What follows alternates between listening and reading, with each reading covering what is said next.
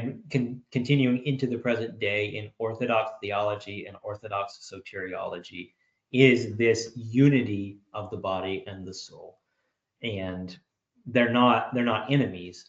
And one thing I really wanted to bring out with that is that when you have this view of the body as evil and something that we are ultimately desiring to escape from, then I think you make things very hard on yourself, because you create this situation where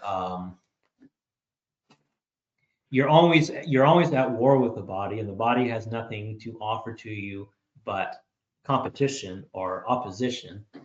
And in reality, part of this arises out of the fact that the body was made by God to give glory to God, to worship God, and to serve Him, together with our souls, because them united together constitutes a human person. And since you're not putting the body to that use, you're rejecting the physical, you're rejecting all of these things, then the body does become an enemy, because it is rebelling against you, it is raging against you. But when you bring the body into subjection to Christ in the same way that you should bring the mind in subjection to Christ, that the body plays an active role in your salvation.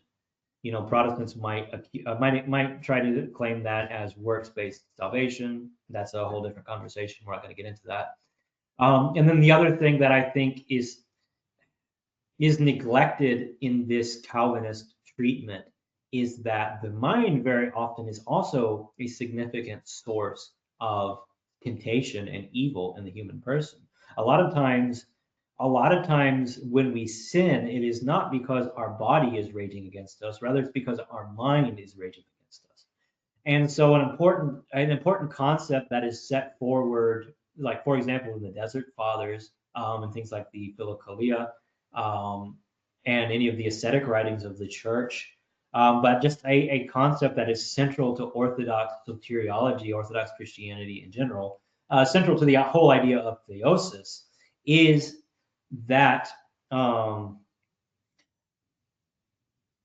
this idea I was presenting, that the body participates in our salvation.